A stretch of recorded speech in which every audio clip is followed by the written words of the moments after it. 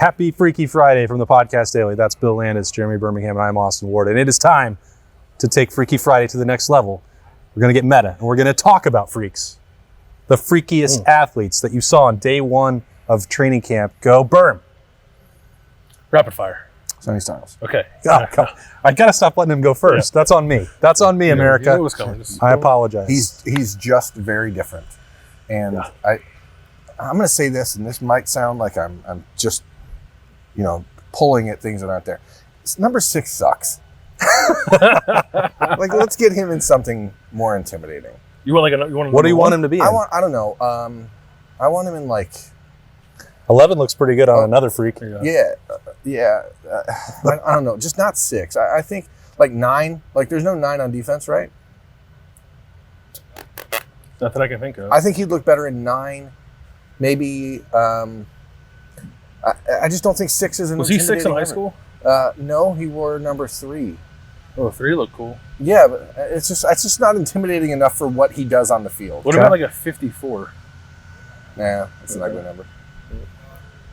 6 just isn't it. Okay. For a guy who is clearly a freak, who's going to end up on like the list from the Athletic and everyone else, like he needs to have something that represents freaky. Freaky, okay.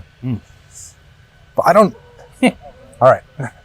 Off to a great start. Yeah. Maybe I should have gone this way. Yeah. There were a few guys who caught my attention. I think I might start with Carnell Tate. And when we've talked about him and how good of a spring he had, it always came with the caveat of like, they're really good at receiver. It's going to be hard for him to play.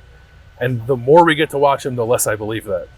He is really fluid for a kid of that sort of size and build. And it's a trait, I think, of Brian Hartline's receivers that there's just like not a lot of wasted movement with the guys who are the best ones. And I think you see that from Carnell, and he's really strong at the point of attack and can go up and get a 50-50 ball if he needs to, can track a ball, I think, as well as anyone. So like everything that we saw in the spring, if you were hoping for a continuation, I felt we saw that on the first day of practice. And I don't know, I have a really hard time seeing a kid like that not finding some way to help the offense this year. I went over to watch some defensive line drills early on, and they all had their back turned. They're going through over the bags and underneath the whatever airplane hangar, screen fan, I don't know what to call it. And the line of defensive tackles went kind of like whoop, whoop, whoop. And I don't remember that height and weight and strength combo. You had Tywone Malone and Hero Canoe and then Jason Moore, right? Yeah. All 3 of those guys were right in a row. And I was like, you made this comment on Thursday, Berman Snappy Jays, like they look like a Georgia defense.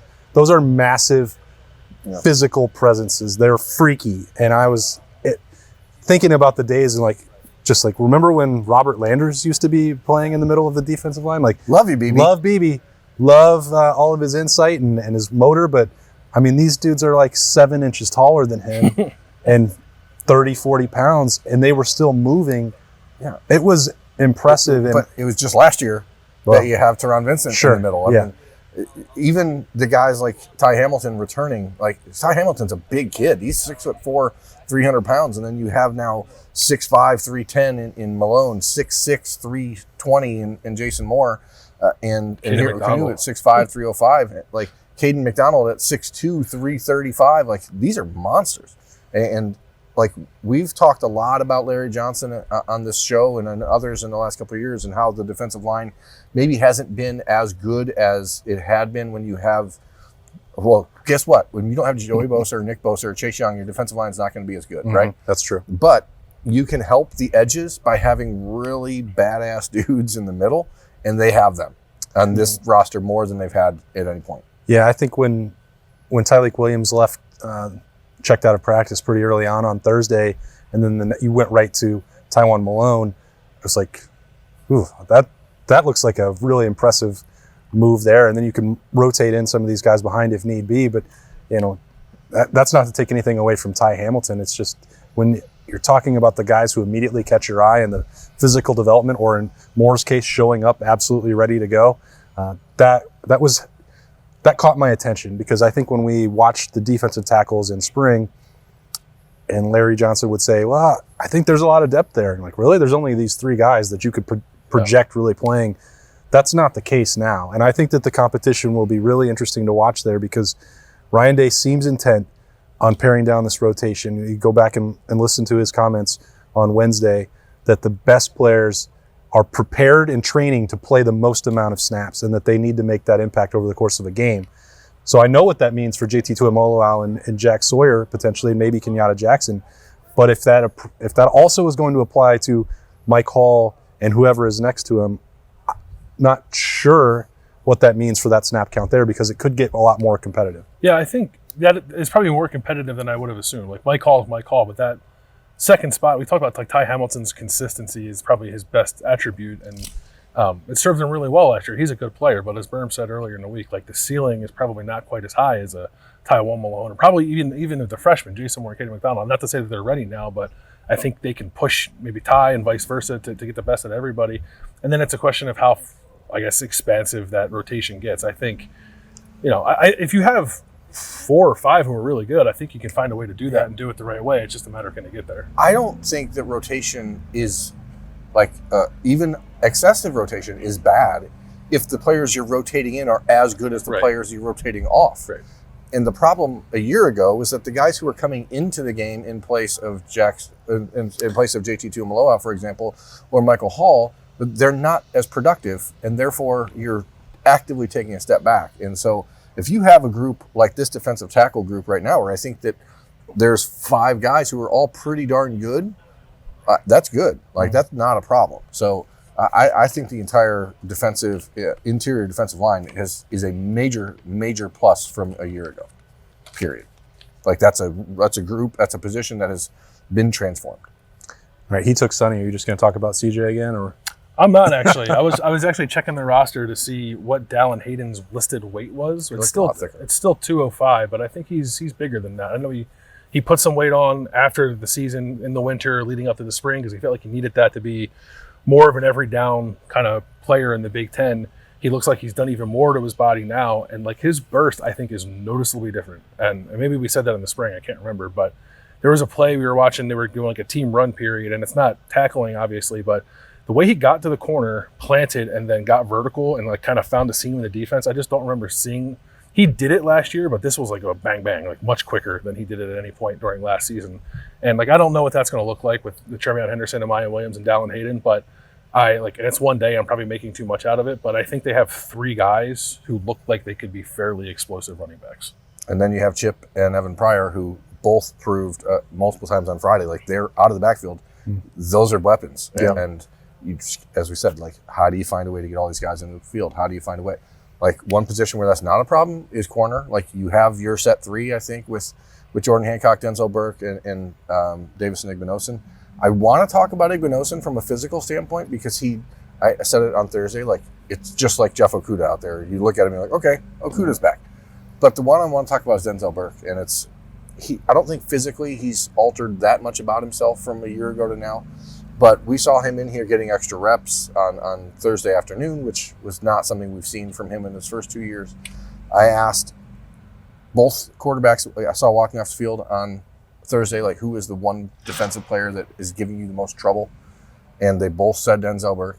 And, like, something's happened to him that is really, really important for the Ohio State defense. And I think that it should be commented on a little bit more than it has been because people hold last year against him pretty strongly, I think, because he was inconsistent, because he was hurt a lot. But that guy, that light is on, and I think that you're looking at a player who's going to make a big, big impact. I think he saw his career flash before his eyes. Like, it was always going to be really easy for him, and then he realized, oh, this could go sideways in a hurry. A, because of injury.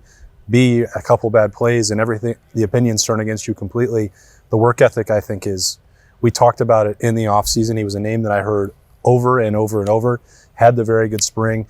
You can tell talking to him. We did that over the summer a couple of times and had him on the podcast with a conversation a few weeks ago. You can tell it's different. And we've never seen any cornerback get on the Monarch machine with Marvin Harrison until that happened on Thursday. So, you still have to make it through a training camp, which was the issue. Scrimmage number 1 was where the issues started piling up for Denzel Burke. He got run over, the shoulder was hurt, and then things compounded from there. So it's not like the process is done, but I do think he understands that much better now than he did a year ago. If he does, that is one of those guys that is the linchpin of the defense. And if that changes, then the people who are wanting to see massive changes from the Jim Knowles system will see it, because it's not necessarily about the system getting tweaked for year two. It's about the players understanding it and being healthy enough to run it.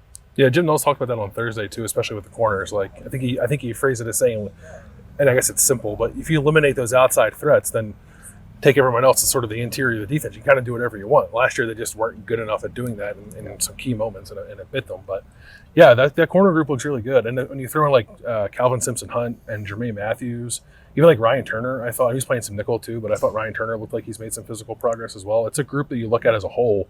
I think you feel really good about it. I'm going to steal from Bill's playbook and talk about the offensive line. Do it. If you remove Donovan Jackson from the equation, who is the most imposing member of that group? I think it's Tegra Shabola.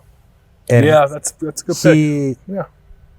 Something, I haven't talked to him. We didn't talk to him at that camp. We're like, you don't have to start doing all this media stuff yet. You haven't earned a starting job. Like, you can have some of this freedom for now. So like, I didn't chat with him about the physical development or how he's changed, but he looks dramatically different from the middle of April until now. Mm-hmm. And when he walked out to the field, I was like, whoa.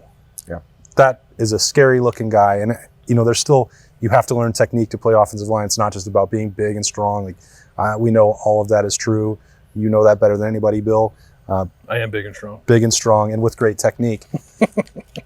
So I don't know. I didn't see enough. They don't have the pads on today to say that means Tegra is going to push hard, claim a job. I still think if all of us had to place a bet, it would be on someone with starting experience before, like Josh Simmons. But man, if you were just putting them out there and you said, pick the one that can play tackle, that would be the guy I pointed to. 6'6", 322. And it's a good-looking 322. It is. Well, considering when he got here, he was like 345. Yeah, and my thing with him is like, can you get down enough that you have the foot speed to play tackle at this level? And if he keeps making the progress he's making, I think he will.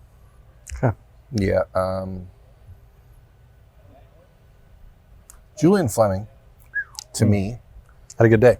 Had a really nice day on Thursday. He looks noticeably slimmer than he did a year ago to me. We were talking and Jess, like, is it great to have a wide receiver be one of the heaviest lifters on the team, like the Iron Buckeyes? Like, you appreciate the work ethic, but like at the same time, Julian had traps that were like coming up to his ear holes in his helmet. So like, which doesn't seem ideal for someone who also has shoulder problems. Yeah. So like, he looked slimmer and faster to me on Thursday than he has at any point in his career. And I think it's important to remind people that this was a player who was the number one player in the country coming out of high school because he's a freak of an athlete.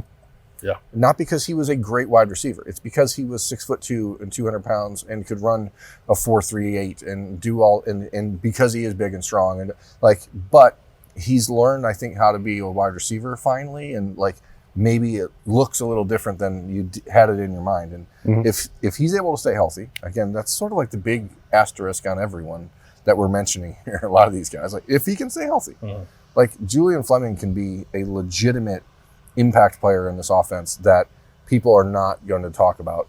Never enough because of Marvin Harrison and Emeka Egbuka. But like, if you throw him in there and he's that weapon, that third weapon, and that allows you to keep Emeka in the slot or to move Marvin to the slot, like, all of a sudden, you've got that real possibility of what Brian Hartline's hinted at for the last 8 months. Like, he's expecting to have 3 first-round pick wide receivers after the season. Yeah. And if that version of Julian Fleming we saw on Thursday is the one we get all year, I could see it. Speaking of freaks, Marvin in the slot is like not just a spring experimentation. I don't feel like he was doing some of it on Thursday. Not exclusively like he was in the spring, but get him closer to the football. Yeah, I think it is a real thing for him. Punt returning is not. He was back there. Lorenzo Styles was back there as well. Bill, how much do you think that he would be in the slot? What's ideal? I think he was only there like 13% of the time or something like that last year. Probably closer to like 20 or 25 maybe. It's matchups, right? And it'll probably be opponent dependent because there are going to be some teams that they can throw as many bodies as they want at Marvin. It won't matter. Sure. But I think you'll see an uptick, and I think you'll see an uptick too in moving Emeka outside. I think it's They have an eye on the future when they do that stuff, and both those guys want to show they're well-rounded receivers. I don't think it's a hindrance to the offense to move them around.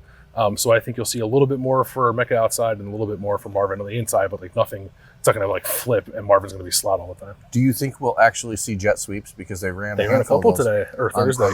Thursday. Austin was noticeably like his face was aglow. He's like, "Oh, they're running these for me." Thinking about it right now, it was it was hot. You have to find a way to get these guys to football, right? Like, you know what they were doing? They were doing the turn and hand it off, though. They're not getting those cheapy completions. Well, we're gonna have to fix we're gonna go one step at a time. We're gonna start with the jet sweep, and then the pop pass, then the pop pass, and then we profit. That's right. Freaky plays, pop pass, jet sweeps. Just do it. Free advice, Ryan Day, Brian Hartline, whoever wants to call the plays. I'll go in there and do it. If I just going to be the designated pop pass guy, I'll come in and like, hey, it's a pop pass on 2. And it'll work, I promise you. Thanks for joining us to start Freaky Friday on the Podcast Daily. Buckeyes will practice later on this morning.